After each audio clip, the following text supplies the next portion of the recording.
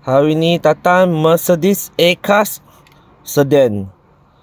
Okey, kunci baru, sudah siap. Kita cuba start. Okey, boleh start. Cantik. Lepas kita cuba off. Kira function, kita cuba. Tutup. Buka. Cantik, tak ada masalah. Kita cuba tutup. Tekan button. Okey.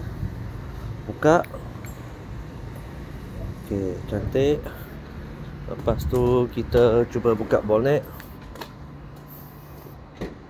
Okey, pun boleh. Terima kasih customer datang.